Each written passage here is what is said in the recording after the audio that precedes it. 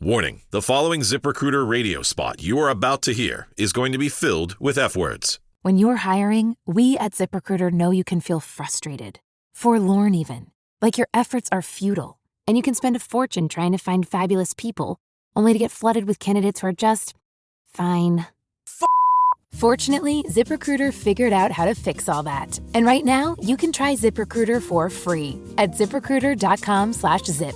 With ZipRecruiter, you can forget your frustrations because we find the right people for your roles fast, which is our absolute favorite F word. In fact, 4 out of 5 employers who post on ZipRecruiter get a quality candidate within the first day. Fantastic! So, whether you need to hire 4, 40, or 400 people, get ready to meet first-rate talent. Just go to ZipRecruiter.com/zip to try ZipRecruiter for free. Don't forget, that's ZipRecruiter.com/zip. Finally, that's ZipRecruiter.com/zip.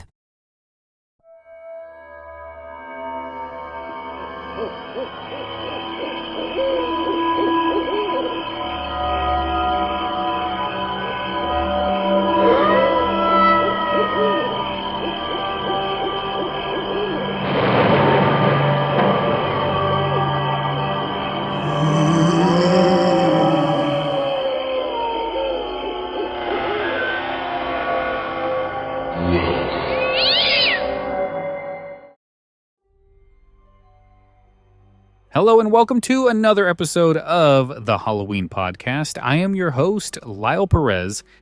Today we're digging into one of the most disturbing arcade games ever created, a title so twisted and violent it was rejected by nearly every arcade that saw it, a game that doesn't cast you as the hero or even a villain, but something far worse. This is the story of Chiller, a 1986 arcade game from Exidy that dared to do what no other video game at the time had even considered. It wasn't about saving the world or defeating monsters. In fact, you were the monster.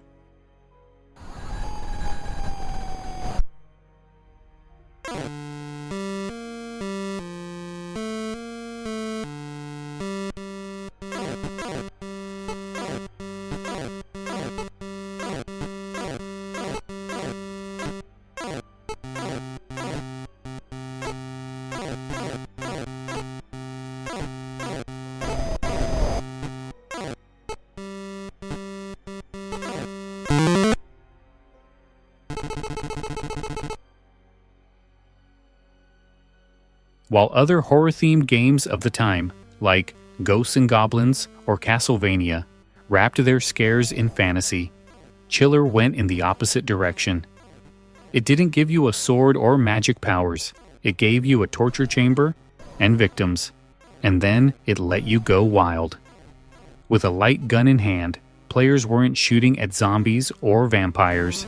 Instead, they were turning cranks, flipping switches, and activating medieval traps designed to rip, crush, and maim helpless humans. There was no plot, no justification, just violence for the sake of violence. And in 1986, that didn't go over too well. Parents were horrified. Even players didn't really know what to make of it. Was it satire, a statement, or just pure shock value? Whatever it was, Chiller became a legend, a whispered about game, a cabinet you only heard about but never actually saw, unless you were lucky or unlucky enough to find one. In this episode, we're going to explore what Chiller actually was, how it worked, why it caused such a stir, and why it still holds a strange place in gaming history nearly 40 years later.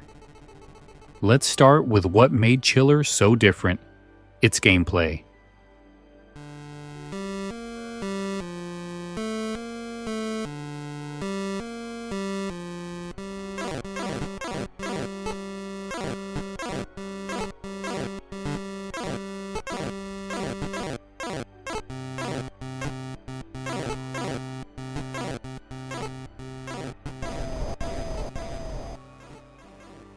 So, what exactly was Chiller? On the surface, it looked like just another light gun arcade game, something you'd expect to see next to Duck Hunt or Operation Wolf. But the second you picked up the gun and started playing, You realize this wasn't like anything else in the arcade. In Chiller, you don't fight enemies. There's no army of zombies, no swarm of aliens, no ghosts to blast away. Instead, the game presents you with a series of environments filled with helpless victims, naked, chained, caged, or strapped down, while your job is to torture and kill them as quickly and creatively as possible. You play the role of an invisible executioner. There's no on-screen character, just a floating gun and a selection of medieval torture chambers at your disposal. The game has 4 main stages: the torture chamber, the rack room, the haunted hallway, and the graveyard. Each one is more gruesome than the last. In the torture chamber, for example, you use spikes, guillotines, and iron maidens to tear your victims apart. In the graveyard, the dead rise from the ground and you blast their bodies into pieces. There's even a moment where you shoot at a woman strapped to a rack until her limbs are yanked clean off. And the game doesn't wait for you to figure it out. You're timed. Your job is to inflict as much pain as possible before the clock runs out. There's no reward for mercy, only for efficiency. The controls were simple. Just aim the light gun and shoot. But what you were shooting at, well, that's where the controversy came in. Adding to the discomfort was the game's sound design. Victims scream, bones crack, blood splatters. In some versions of the game, you could even hear their muffled cries for help. It wasn't just a horror game, it was a game that made you the horror. What's even more disturbing is that the game keeps score not just based on how fast you complete a level, but on how much suffering you can cause. The more limbs you remove, the more organs you expose, the higher your points. The original arcade version even included a bonus stage that mimicked a slot machine, as if to say, "Hey, you've tortured enough people. Now here's your chance to gamble for extra points." It was almost surreal in how casually it treated the violence. When Chiller was eventually ported to the NES in 1990, most of the explicit content had to be toned down. The nudity was censored, and some of the stages were reordered to ease players into the horror more slowly. But even then, the core mechanics stayed the same. You were still a torturer, you were still shooting at victims, and you were still being rewarded for cruelty. No story, no villains, no redemption arc, just you, a gun, and the worst parts of the human imagination. And that's where the real controversy began.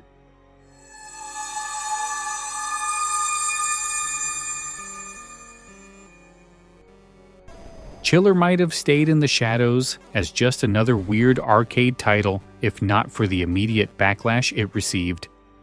From the moment it debuted in 1986, it was clear this game had crossed a line, even for the anything-goes arcade culture of the 80s. Most arcade operators wanted nothing to do with it. According to reports from the time, many flat-out refused to order the cabinet. Those who did often tucked it into a corner away from the main floor, or got rid of it entirely after complaints from players and parents. Unlike violent games where you're defending yourself from monsters or fighting bad guys, Chiller had no justification for its brutality. The people you were torturing weren't enemies. They weren't even resisting. They were innocent, silent, and already bound, making the violence feel not just graphic, but sadistic. That's what made Chiller different and more disturbing. There was no pretense of heroism or survival. It was just you inflicting suffering for sport. Kotaku called it one very messed up video game, and they weren't wrong. Even decades later, it's shocking to see just how far Chiller went and how early it did it. This was long before Mortal Kombat made headlines in the 90s, long before Manhunt and other graphic games faced censorship boards. Chiller was out here in 1986, throwing realism and morality out the window. Censorship came fast. In some countries, the game was outright banned. In others, arcade owners voluntarily pulled it from the floor. The lack of any plot, any villain, or any narrative context made it hard to defend. And yet, that same controversy is what gave Chiller its cult status. For horror fans, curiosity seekers, and retro gamers, it became a kind of forbidden treasure, a game whispered about more than played. People wanted to see what could be so bad that arcades wouldn't touch it. That dark curiosity is part of why Chiller still pops up in discussions about video game censorship and the history of gaming's most extreme titles. But it wasn't just the game that shocked people, it was who made it and how they doubled down on their vision. That brings us to Exidy. When you think about businesses that are selling through the roof, like aloe or skins, sure, you think about a great product, a cool brand, and brilliant marketing. But an often overlooked secret is actually the businesses behind the business, making selling, and for shoppers, buying, simple. For millions of businesses, that business is Shopify. Nobody does selling better than Shopify. With Shop Pay, that boosts conversions up to 50%, meaning way less carts are going abandoned and way more sales happening. So if you're into growing your business, your commerce platform better be ready to sell whatever your customers are scrolling or strolling on the web, in your store, in their feed, and everywhere in between. Businesses that sell more sell on Shopify. Upgrade your business and get the same checkout Skins uses. Sign up for your $1 per month trial period at shopify.com/Westwood1, all lowercase. Go to shopify.com/Westwood1 to upgrade your selling today. Shopify.com/Westwood1. This episode is brought to you by Progressive Insurance. Fiscally responsible, financial geniuses, monetary magicians. These are things people say about drivers who switch their car insurance to Progressive and save hundreds. Because Progressive offers discounts for paying in full, owning a home, and more. Plus, you can count on their great customer service to help you when you need it, so your dollar goes a long way. Visit Progressive.com to see if you could save on car insurance. Progressive Casualty Insurance Company and Affiliates. Potential savings will vary. Not available in all states or situations. To really understand Chiller, you have to look at the company behind it, Exidy. Founded in 1973, Exidy wasn't a household name like Atari or Midway, but they were known for pushing boundaries. And in some ways, Chiller was the logical next step for a company that had already dabbled in controversy. Just 10 years earlier, in 1976, Exidy released Death Race, a game where players drove over fleeing gremlins with their car, leaving behind gravestones. It sparked outrage and made national headlines, even landing a spot on 60 Minutes. At the time, Death Race was considered one of the most violent games ever made. But Exidy didn't shy away from the heat. They leaned into it. So when Chiller came along in 1986, it wasn't out of character. This was a developer that had built a reputation on provoking moral panic. But Chiller wasn't just controversial, it was mean-spirited. There was no clever disguise, no playful gremlins. This time it was humans, bound and helpless, and you were the one pulling the trigger. Despite the backlash, Chiller was part of Exidy's C-series of light gun games, following titles like Crossbow, Clay Pigeon, and Hit and Miss. These were arcade shooters where players aimed a plastic gun at the screen, but none of the others had Chiller's level of brutality. Interestingly, Exidy seemed to treat Chiller like just another game in the series, nothing more shocking than the rest. Maybe they saw it as horror. Maybe they thought the arcade scene was ready for something darker. Or maybe they were just chasing headlines. When the game was ported to the NES in 1990, it wasn't done officially.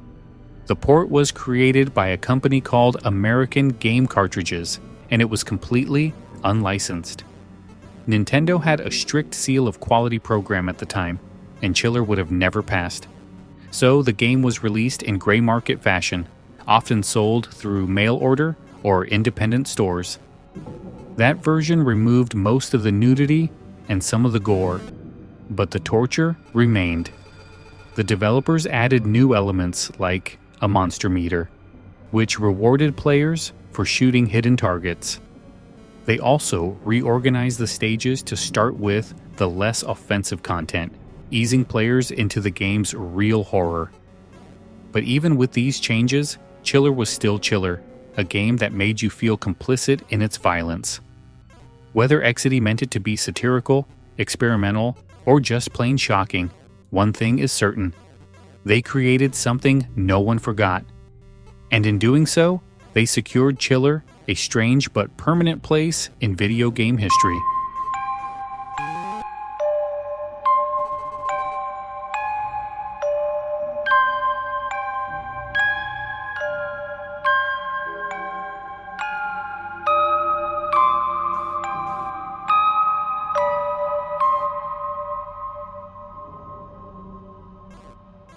By now, you might be wondering the same thing I did. What was the point of Chiller? It didn't tell a story. It didn't offer traditional gameplay. It didn't even try to make you feel like a hero, or a villain for that matter. It just existed, like some dark little sideshow attraction tucked away in the corner of arcade history. And maybe that's the best way to describe it. Chiller feels less like a video game and more like a curiosity. The kind of thing you stumble across online or in a dusty cabinet at a retro game expo and think, wait, this was real? That's what sets Chiller apart. Not its graphics, not its mechanics, but the fact that it dared to exist at all. It came out during a time when video games were still finding their voice, when developers didn't have to answer to content rating boards or public relations teams. There were no ESRB labels, no parental advisory warnings, just raw, unfiltered ideas, sometimes brilliant, sometimes reckless. Chiller was reckless, and yet, despite, or maybe because of, that recklessness, it's become a kind of grail for collectors. The original arcade cabinets are incredibly rare. Many were scrapped, converted, or hidden away due to backlash. If you find one today, you're not just buying a machine, you're holding a piece of gaming infamy. The same goes for the unlicensed NES port. It's not a good game by any stretch, but it's fascinating. And that's the thing. Even though I don't think I'd enjoy playing Chiller, I can't stop thinking about it. I've watched gameplay footage, I've read articles, I've stared at those grimy old screenshots, and I kept asking myself the same question. Why? Why would anyone make this? Who was it for?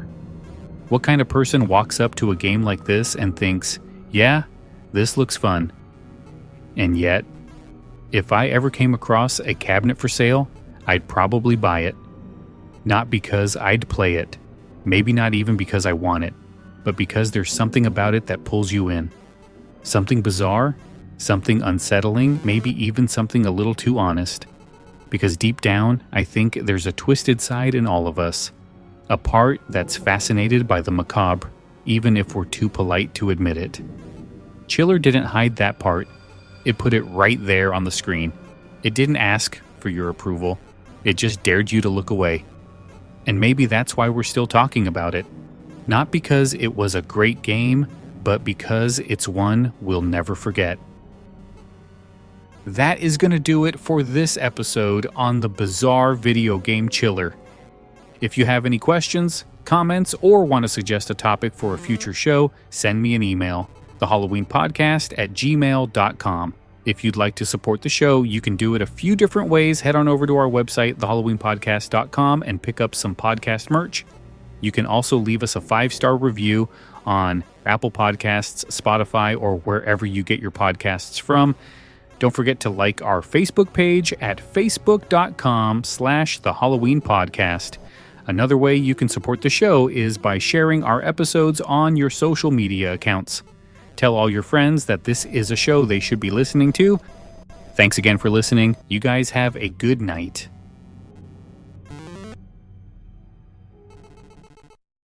Prescription products require completion of an online medication consultation with an independent healthcare provider through the LifeMD platform and are only available if prescribed. Subscription required. Individual results may vary. Additional restrictions apply at lifemd.com. Read all warnings before using GLP-1s. Side effects may include a risk of thyroid C-cell tumors. Do not use GLP-1s if you or your family have a history of thyroid cancer. Confused on where to start with weight loss medication? See the lowest prices available with or without insurance for Wegovy, Zepbound, and more at TryLifeMD.com. 95% of LifeMD patients said starting their weight loss journey was simple. Listen to Tara's story after losing 42 pounds. You just take your shot. It doesn't feel like you're on a diet. What I wasn't expecting it to do was to shut off the food noise. I had gone from 237 to 195. This was life-altering, and if I can do it, I feel like anybody can do it. Get your free insurance benefits check in minutes right now at TryLifeMD.com. Nearly 96% of patients said they would recommend the LifeMD program to anyone who wants to lose weight. Get started right now at TryLifeMD.com. That's TryLifeMD.com.